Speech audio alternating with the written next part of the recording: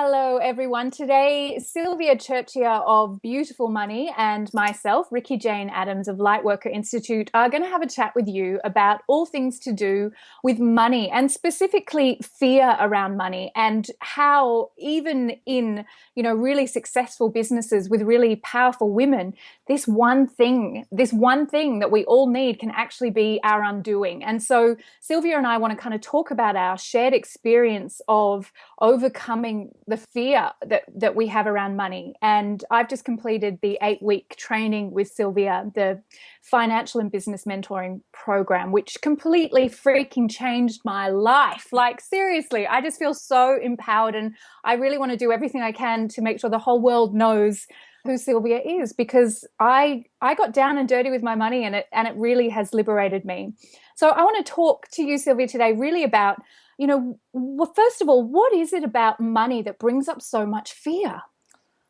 It's Look, for a really long time, women weren't allowed to handle money. Women weren't, it was just one of those things that the man handled, the father of the house handled. And so women just naturally grew up not really having were never taught and never had that ability to actually manage money. So later on in life, when suddenly they get a job and money lands in their lap, they kind of don't know what to do with it. There was no formal training. No one even spoke about it in most families. So it's this alien thing that people really don't know what to do with. And so when you don't know something, your natural instinct is to be scared of it. And you don't exactly know, are you supposed to be saving it, spending it, investing it? And it gets all very confusing. And couple that with the money stories that we've heard growing up, and then it just becomes this big confused mess, and people can find themselves in all sorts of situations, with their finances later on in life. Yeah.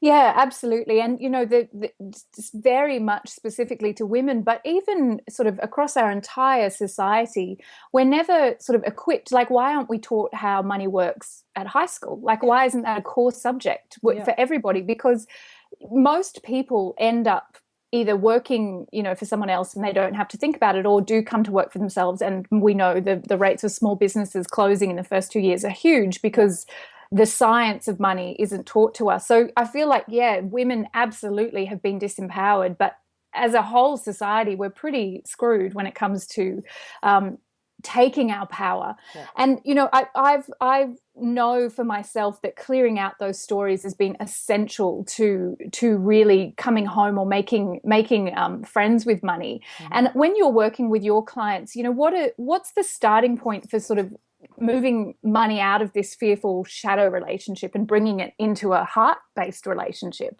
Yeah, well, firstly, it's looking at the family blueprint. And this is a really interesting one because some people have such enormous resistance to actually looking at their family blueprint, looking at their father's relationship with money and what messages he passed on, looking at the mother's relationship with money and what she passed on. And so it can get a little bit painful and uncomfortable. And some people just put the brakes on right then and there and they don't look. And it's like that just feels too uncomfortable. I'm not going to do it. When you actually get into it and you find out what stories you were told and how they've shaped your future, then you are then empowered to be able to decide that the story can change. You don't have to carry that legacy. You don't have to carry those stories with you. You can change the stories. You just need to change the subconscious programming that's driving you, especially when it comes to how you handle money, spend money, and all of that sort of thing. So with the subconscious programming, because I'm 100% with you, and the funny thing is the parallels between our work, even though I'm an intuitive coach, I don't work specifically with money.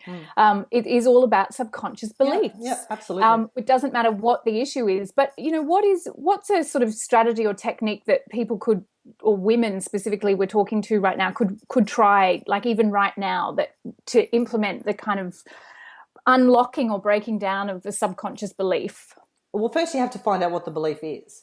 Yeah. And you really need to find out what the core belief is, because you might just have an awareness on a conscious level of what might be holding you back, but really you need to get into, well, what's the core belief and what's holding me back? Because very often what people say they want in life and their subconscious beliefs don't match. Yeah. and there's a real disconnect there. So they can never actually have what they truly desire if they don't go and do something to change that programming. So how to change it is, well, firstly, yeah, find out what the core belief is, and then find a way to either, to flip that belief or to eliminate that belief and then replace it with a new one. So there are many modalities to do that. And everybody has their own favorite thing. I like to journal. I do some tapping, EFT, that kind of Yep. thing. Some people like to Yep. go to a Me too. kinesiologist. Yep. Yeah, Reiki, whatever it might be for you to really find that block and then just get rid of it so that then you can go and do what you consciously want to do. And when you get your subconscious on board and you're focused on what you want and you prove to your subconscious that it's safe for you to follow that path, then things can change and you can start to gain momentum. Yeah. And you can gain it quite quickly. Yeah. One of my favorite ways to work with this is when I set a goal. So say I'm running a workshop and I want 20 people to come to that workshop and, that's my kind of magic number. One of the things that I'll do is I'll actually muscle test. So just, there's lots of different ways, but say just taking the fingers like that and ask myself, do I have any blocks around having 20 people at my workshop? Or make the statement, I have blocks around 20 people coming to my workshop. And then, find your yes and find your no, which is usually that, and your yes is where it sticks. And from there, I can then start to work backwards and kind of figure out why I've got that block. One of the things that I've found in almost all of my clients and for myself, Sylvia, is that with women particularly, it comes back to self-worth. Yeah, absolutely. And really that idea, I'd love you to talk about how you kind of deal with that when you have clients who, might be saying, this is what I want 6 figures, I want all of that, but you can see that the self-worth is not working. I mean, how do you work with people when that comes up? It's funny how so many people, when I say what's holding you back or what do you really believe about money, and they will say, I don't deserve it. It's a really interesting phenomenon to me because and then that's when you need to go back and find out, well, who told you that? Who told you that you don't deserve the money? And where did that come from? And whose voice is that? Who's telling you that? That's great. Whose voice is that? That's whose awesome. voice? Because most of the time it's not your voice. It's your dad or your granddad or your mum or whatever it might be. And this is not to lay blame and to shirk responsibility. And I think everybody needs to be aware that this is, your choice and you've made these choices in your life. But it's just like, whose voice is that? And actually just getting to the heart of why you don't feel that you deserve it. Because really, if you're serving people, if you're delivering something that is worthwhile and it can help someone else, even if it's just one person, then you deserve to be paid for that. There is absolutely no reason why that should come for free. And when there is no monetary exchange in a situation, especially in a business situation, energetically there's a breakdown in that flow. Oh, can I get a hell on that one? Like the number of times people have come to me and said, oh, I really want to do this with you, or I want to do that workshop, but I don't have the money, and my old paradigm would be to fix that problem by going, oh, well, you come for free. Do you know the numbers of times that those people would then not show up? But not just not show up. They'd not show up in the most disrespectful way. Like they wouldn't tell me they weren't showing up, or they'd cancel at the last minute when I'd held that space for them. I'm 100% with you. This is an exchange of energy and it's about respect, really. I think with the issue of the voice of whose story that is, who's been telling you that, forgiveness is a really powerful practice as well, because when, if people feel guilty about going, oh, but I had a really great dad, he supported us all and all the rest of it, I don't want to feel angry with him that he also said, you're just a woman, or you can't handle your money, or look how, you're going to mess this up, whatever. When we move into really powerful practices of forgiveness, we can actually shift that story without blame. And as you say, blame keeps us caught in all sorts of vicious cycles.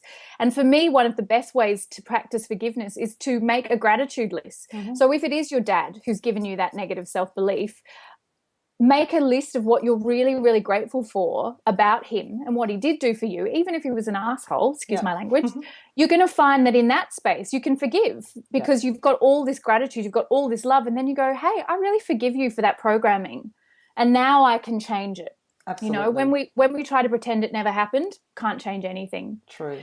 One of the things with you that really, I mean, you completely changed my life, and I can't say that enough about feeling like it went from being a fog, this weird, crazy fog that I knew I wanted money and I knew I had to clear my blocks, but that's not enough, is it? Like the thing is that what I love about you is you are action in motion. You are energy in motion, and I really love your system, and I'd love you to talk a little bit about what women who might be in fear around their money, because it seems like that out there fog could do practically, say I've done my work, I'm clearing my blocks, what can I actually do to start make friends with money? Yeah. Okay. So what happens is that, yeah, as you said, everyone's in a fog. They're all got their head nicely buried, uh, and they're pretending that everything's all right, but deep down they know. You get that feeling in your gut, and you wake Oh, up at 3 in the morning with that awful, yeah, feeling of knowing that things just aren't right, and that you need to make a change. And so what happens very often is that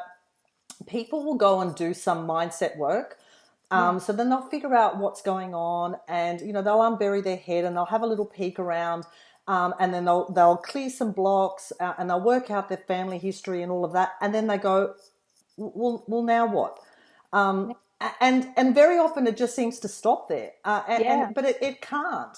So you need to actually supplement that with action, and the best way to prove anything to yourself, to your subconscious, is to do something and show it proof. So yeah, when you actually go and physically do something with your money and you take some action steps, then you can start to go, okay, well, now I can see. Now I can get a yeah. handle on what's going on. Being in the dark is always more menacing. Oh, So, totally. Yeah, so unbury the head, have a look around, and then actually go and do something. And that's my catch cry, I think, at the moment. Just do something. Take a yeah, step, even if it's a bite-sized step, chunk it down and actually do something. So my yeah, system really is about seeing your money laid out, yeah, as best as possible. And I have adopted the profit first system, yeah, where you basically allocate money to certain accounts to make sure that everything is taken care of. Now, when you're in business, it's one set of accounts, and where in your personal life, it's a different set of accounts. So if I'm talking about someone's personal finances, say they get a wage, they might have one account for household expenses, joint expenses, mortgage, groceries, whatever that people share together. And then there might be a fund. There might be a travel fund. There might be an education fund. And you can call these whatever you want and yeah, spread them out. But when you can actually see, well, I'm putting that there, and I can, it's like a little mind map. Everything's, set out properly. And then when it comes to that holiday, the money's there waiting for you, ready to pay for the trip, without you having to scramble, without you having to think, how am I going to pay for it? I have to put that on credit card again. And there's that heavy weight around it. Everything is yeah. taken care of and everything is paid for. And same And in you also business. know what you can afford, like what kind Absolutely. of holiday you can actually afford, not Yeah. just what you want to have a Yep. fancy about. Yeah. Yeah, Yeah. but yeah, keep going with the Yeah, business. and But yeah, same with business. There's a different set of accounts. So obviously in business, you need to take care of taxes. You need to take care of your business expenses. You need to take care of you. And too often I see, especially women in business, who are working so hard and are barely taking a minimum wage. I mean, they could basically go to McDonald's and flip burgers and make more money. So it's really quite sad for me. I hate it. It's like you've got yeah, to take care of you. You are your business's biggest asset. So you've got to make sure that you pay for yourself. And of course, the whole premise is around profit for business. So we have a profit account, and that's like a little bonus account that you distribute to yourself every quarter yeah, to do, yeah, fun things with. And yeah, just all of these allocations might seem cumbersome, or they might seem, well, I can't manage all these accounts. I can barely manage one. But when it's all laid out like that for you and you can actually see your money, it's so liberating. it's so exciting because you go from that disempowered, I'll just spend heaps because I don't actually know and blah blah blah, to actually going, okay, this is what I can afford this Yeah, month. yeah. And for example, while we were working together, which is only just finished, I've been rebranding. And one of the things that came up was the kind of business card that I could afford. Now, I worked with an amazing designer, and of course, she wanted me to get the $1.50 per card because it looked beautiful, and she's a designer, so that works for her. And it was really empowering for me to be able to go to my operating expense account and say, actually, what I need to do is pick this card. It's still going to be beautiful. But previously, I would just get on and I'd order hundreds, and there wouldn't be any consideration. But now I know that I'm choosing something that is at the highest level for me, but it's actually within the manageable expenses of my business. Yeah. And it's so I'm getting them today, and I'm so excited, and it feels like I've really made a choice based on knowledge. Yeah. So That's exactly right. I feel really empowered by the small plates. Mm-hmm. And it took me like what, half an hour to set it up. It was so not a big deal. And I Yeah. think that's the thing, is that when you don't know how something works, you think, oh my God, this is going to require heaps of money or heaps of time or heaps of information. But in fact, knowledge is power. Yeah. And I think that's what you did for me. You know, you took me out of the shadows, Yeah. and you brought me into the light. And it was like, okay, things are different to what I thought they were. But that's really empowering too, you Yeah, know? yeah. There's nothing empowering about being in the dark. There's nothing empowering about not knowing what's going on, um, and it's not okay. Especially, I think you can. What happens when people are in a job is that they kind of get rescued by their boss every fortnight or every month. You know, with a Totally. paycheck. Yeah, so Yeah. you can be complacent on some level when you're working for someone because that paycheck arrives to save you.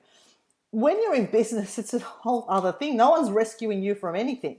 So, you know, you have to go out there and you have to create the business and you have to create the profile and you have to actually make this happen and you have to manage the money as it's coming in. And often, until you're very established, it can be quite sporadic. So, Mm. that kind of distribution into accounts allows you to at least still take some money out for yourself, but it also reduces the size of your expenses so that you're not going crazy going, well, I need a website and I need that and I need that and I need it all today.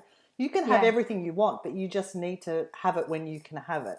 Yeah, Yeah. absolutely. I think what it's made me realize is that I was never excessive. I was, because I didn't have excessive amounts of money, but I was throwing money at things without trying to figure out if that was the best Yeah. option, because it was like, oh, sure, yeah, I'll put $500 into this Facebook advertising campaign, which might not ever bring me any business, but Mm-hmm. it doesn't matter because I'm just chucking money at stuff. Yeah. And then suddenly when I see what I actually can afford, I get really innovative and really, much more clever and much more, I guess, entrepreneurial Yeah. about how I can increase my reach and how I can make connection without just chucking money that I actually can't afford Yeah. at things. And I think that's the thing, is that it's seeing, okay, maybe this month I've only got $50 to spend on promoting my business. Yeah. But that's okay, because I can see that. I know what my limits are. How Mm-hmm. am I going to figure out how to do it for Yeah. free? Yeah. You do. You get creative, don't you? That Yeah. entrepreneurial creativity comes out when Yeah.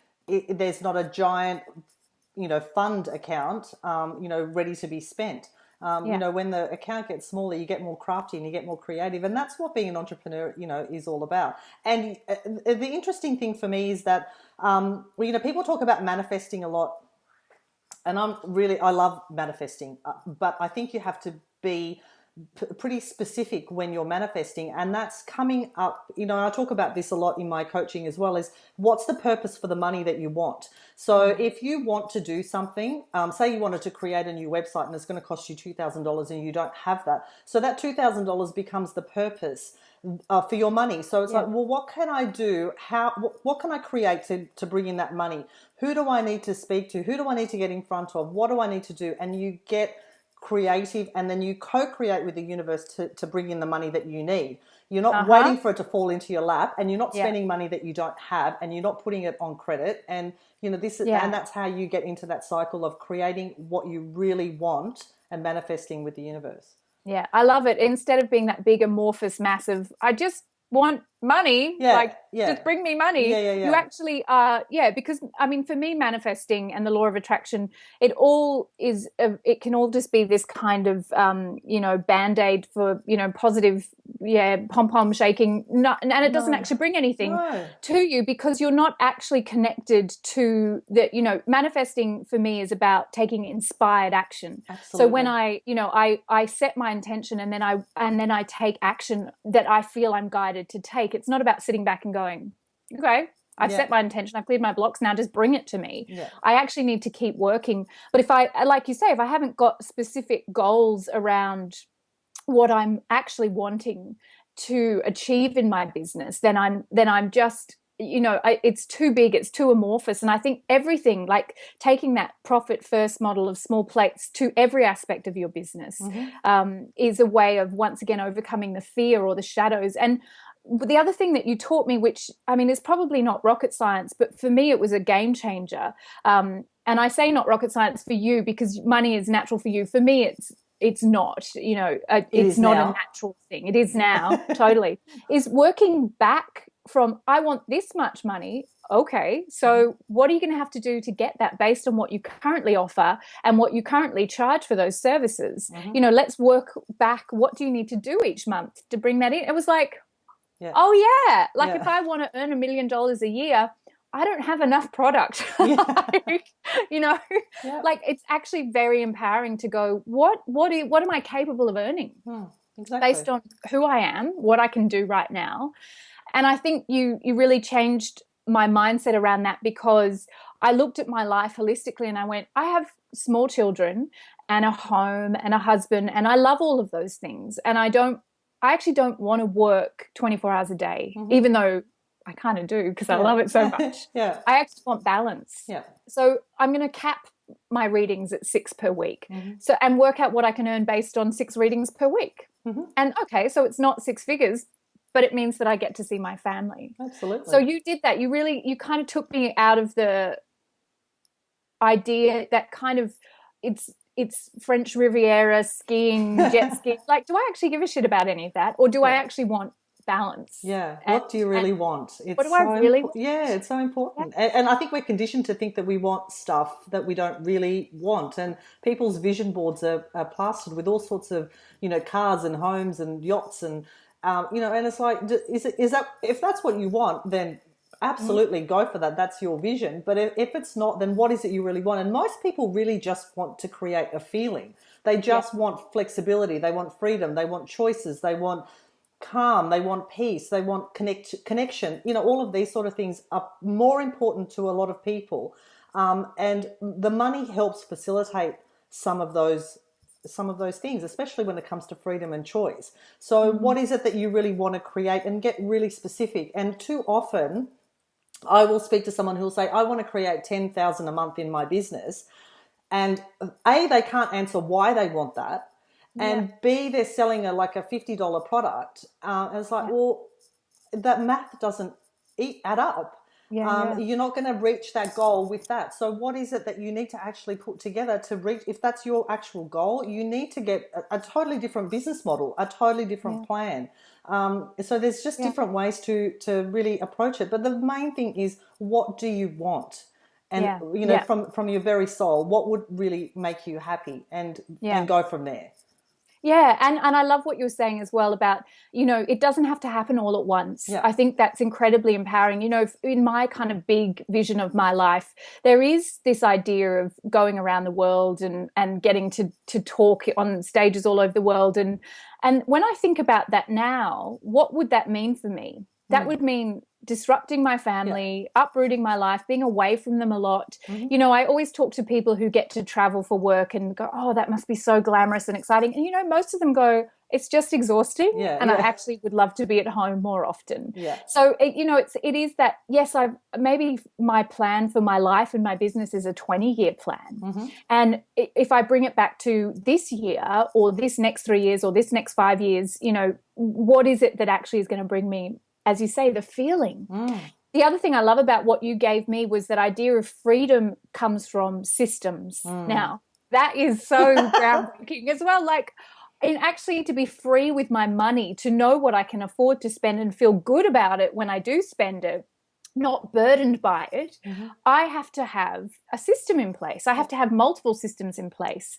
And you gave me some really great ones, obviously the profit first, but the idea of journaling. And I'd love you to talk about that, because that kind of speaks to my creative soul as well. Yeah, well, I journal every day, and at the end of every day, I will also journal how much money I brought in. I mean, I have an accounting system. I've got all that. So it's tallying it up for me. It's all good, but I still like to write down at the end of every day how much money I made that day and give gratitude to that money. You know, you can write down even who paid you, and, you know, you can do whatever you want. So I will journal about my day. I'll journal about what I want to achieve, what I have achieved, and all of that kind of stuff. And then I will most definitely write down what I earned that day.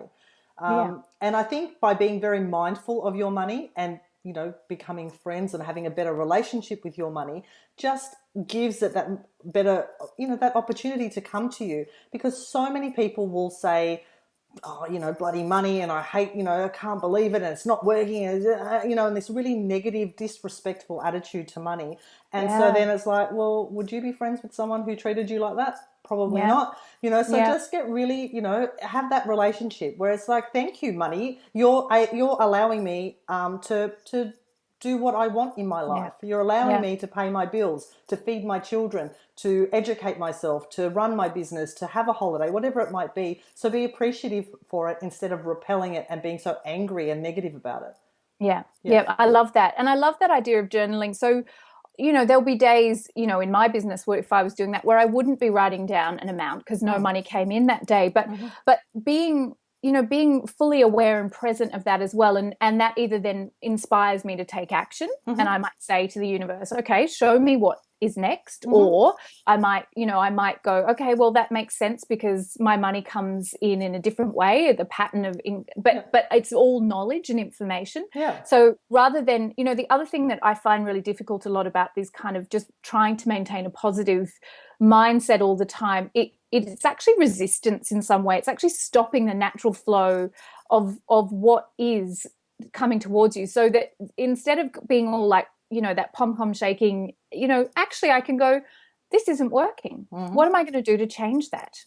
And I think that's what so often not looking at your money is, well, if I look at my money, I might see that what I'm trying to do that I dearly love isn't working, and that scares the shit out of me. So it's better not to look and not change anything and not try and tweak or repackage my product. But if you look and you go, no money came in this month, I'm going to take some action around that, you know, and really love the no money, because the no money is a message too. Like, and then you can course correct.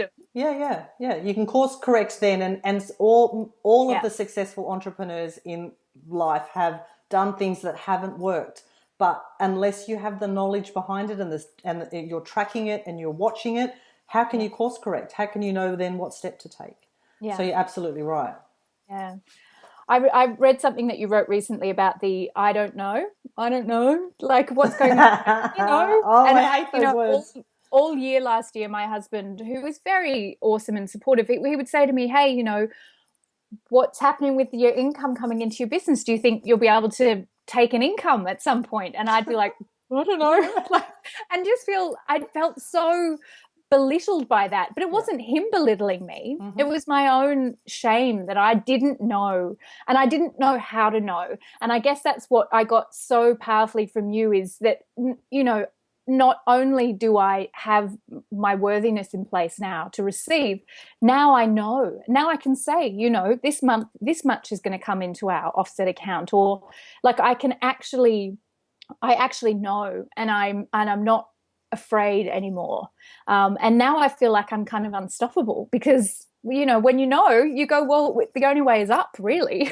Exactly. And I think that's a really important message for all women. I think very often in life, women have gone to the bank or to the financial planner or to their accountant, and these predominantly men have not addressed them respectfully and not educated them properly. So women end up leaving these establishments feeling worse about themselves than ever before, and they pretended that they understood what's going on, but they didn't. And so then they just feel that they have nowhere to turn and no one to ask. But there are always people to ask. And you just have to get over that fear of looking silly, and just ask the questions and educate yourself, because very often even the most educated people might not be giving you the exact correct advice. So, you know, educate yourself as much as you can. Find the support team that you need. A financial team is really important when you're starting business, and it might seem like a luxury. And I'm not saying you go out and you hire the top accountants and bookkeeper and whatever straight away, but you need to have some financial guidance and advice, because there is so many questions that come up, and often people are too afraid to ask, and then they just blanket the Yeah. whole thing and then pretend it's not happening. So Totally. yeah. And choose those people intuitively. I mean, that's everything that I teach people is clearing the blocks so that your intuition is actually working for you and it's not your fear talking. You know, I've noticed so many women say on your in your group on Facebook and in the things I've read, and it was exactly the same for me. I just knew I had to work with you, Sylvia. I just knew. Like it wasn't, I think we were 2 minutes into our 10-minute call and I'm like, yep, sign me up. Like I'm doing this because I trusted absolutely what I was being guided to do. So, as you say, you might go to the best, top notch, most educated, highest profile, and they actually aren't speaking your language. Yeah. They don't make you feel safe to ask the questions you need to ask. And I totally agree with you. Women need to get over this fear of looking silly or foolish or feeling shame around not knowing, and actually just intuitively choose your support team, and be guided, because your intuition is, if you've done the work on clearing your blocks, is going to not lead you astray. And and I thought about, well, could I have worked with a man to do what we did, to go on that journey? And I'm not sure that I could have, because what you did was transform a deeply personal connection to money. You didn't just give me knowledge or, educate me about how systems work. You gave me this kind of new partnership or new relationship, which I think, when you find your women, when you find your sisterhood, you just stick with them. Yeah. I hope that continues for you, because there's no way that anyone who works with you won't come away feeling amazing and free and really empowered. Thank you. I'm so grateful to Thank you. you. So I think I've used up all my questions. If there's anything else that you want to offer or say that we haven't talked about, I'd love to hear it.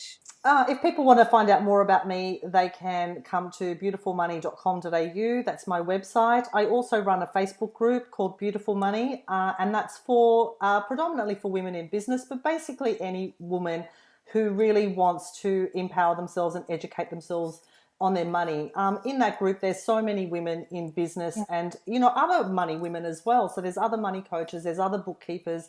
I think there's different flavors for everybody, and everybody resonates with someone. And so it's not just all about me. It's the community that's in there. So if anybody would like to come and join that, it's a really beautiful group. And and that's wonderful. it. And I'm Ricci-Jane Adams of lightworkerinstitute.com.au, and you can find me on Facebook as well. I'm an intuition expert, and my expertise is really in clearing your blocks, so you know when it's your intuition talking and not your fear, because that's kind of the starting point for all of it. And you can join my Facebook group, I Am a Lightworker. Lots of great free stuff in there, free readings and support and resources. But I feel like 2016 is going to be amazing thanks to you, Sylvia. So thank you. Oh, thank you. I love ideal clients like you. I love that I'm an ideal client. Can I get a recommendation? That's right. Yeah, I'll write you a referral. All right. Thanks so much, Sylvia. Thank you so much. Bye.